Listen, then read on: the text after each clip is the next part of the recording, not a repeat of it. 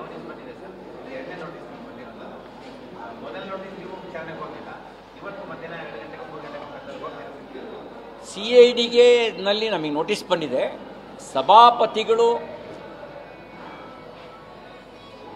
Police ಇಲಾಖೆಗೆ ತನಿಖೆ ನಡೆಸೋದಕ್ಕೆ ಅಂತ ಕೆಲವು ಪ್ರಕರಣಗಳನ್ನು ಕೊಟ್ಟಿದ್ದರು. ಯಾವ ಪ್ರಕರಣ ಅಂದರೆ, ನಮ್ಮ ಅರುಣ್ ಅವರು ಮತ್ತು ಸಂಕನೂರವರು ಒಂದು ದೂರು ಕೊಟ್ಟಿದ್ದರು ಸಭಾಪತಿಗಳಿಗೆ.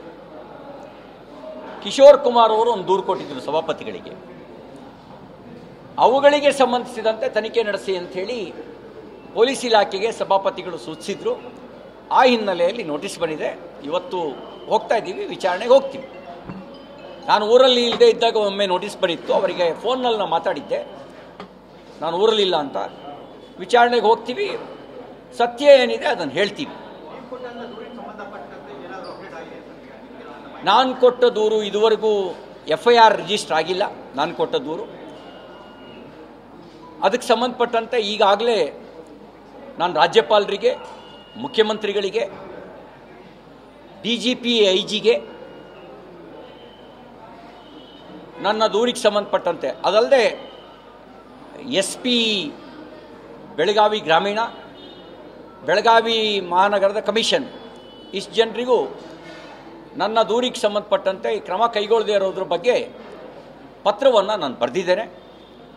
ನನಗೆ ರಾಜ್ಯಪಾಲರಿಂದ ನನ್ನ ಪತ್ರಕ್ಕೆ ಸಂಬಂಧಿಸಿದಂತೆ ರಾಜ್ಯ ಸರ್ಕಾರಕ್ಕೆ, ಚೀಫ್ ಸೆಕ್ರೆಟರಿಗೆ, ಮುಖ್ಯಮಂತ್ರಿಗಳಿಗೆ ಕಳಿಸಿದ್ದೀನಿ ಅಂತ ಅಲ್ಲಿಂದ ಪತ್ರ ಬಂದಿದೆ.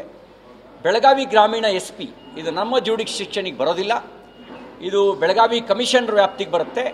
ನಾವು ಅಲ್ಲಿಗೆ ನಿಮ್ಮ ದೂರನ್ನು ಕಳಿಸ್ಕೊಟ್ಟಿದ್ದೀವಿ ಅಂತ ಅವರು ನಮಗೊಂದು ಪತ್ರವನ್ನು ಹಾಕಿ ಕಳಿಸಿದ್ದಾರೆ.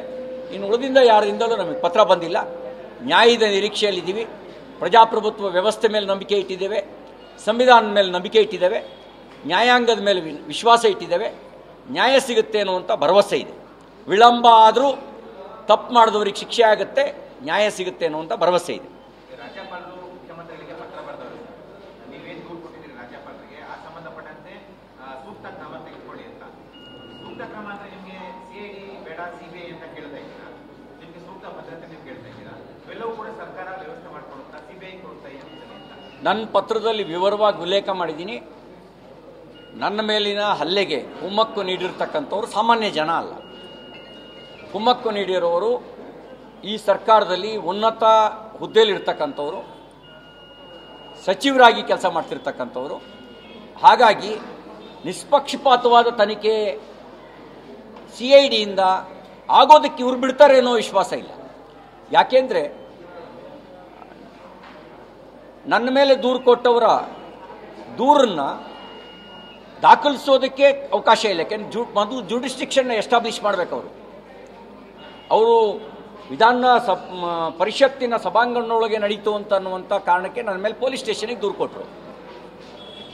ದೂರು ದಾಖಲಿಸೋದಕ್ಕೆ ಮುಂಚೆ ಈ ವಿಧಾನ ಪರಿಷತ್ತಿನ ಸಭಾಂಗಣ ನಮ್ಮ ವ್ಯಾಪ್ತಿಯೊಳಗೆ ಬರುತ್ತಾ ಅಂತ ಜುಡಿಸ್ಟಿಕ್ಷನ್ ಎಸ್ಟಾಬ್ಲಿಷ್ ಮಾಡ್ಕೋಬೇಕಿತ್ತು, ಅದನ್ನು ಕನ್ಫರ್ಮ್ ಮಾಡ್ಕೊಳ್ಬೇಕಿತ್ತು. ಅದನ್ನೇನು ಕನ್ಫರ್ಮ್ ಮಾಡ್ಕೊಳ್ಳಲಿಲ್ಲ.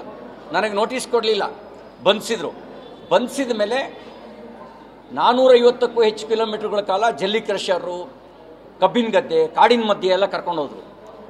ಅವರ ನಡೆ ಸಂಶಯಾಸ್ಪದವಾಗಿತ್ತು, ಅವರ ನಡೆ ದುರುದ್ದೇಶದಿಂದ ಕೂಡಿತ್ತು.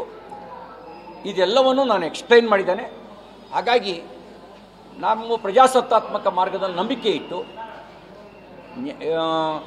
ಸಂವಿಧಾನದ ಮೇಲೆ ನಂಬಿಕೆ ಇಟ್ಟು, ನ್ಯಾಯಾಂಗದ ಮೇಲೆ ನಂಬಿಕೆ ಇಟ್ಟು ನಮ್ಮ ಹೋರಾಟವನ್ನು ಮುಂದುವರಿಸಿದ್ದೇವೆ.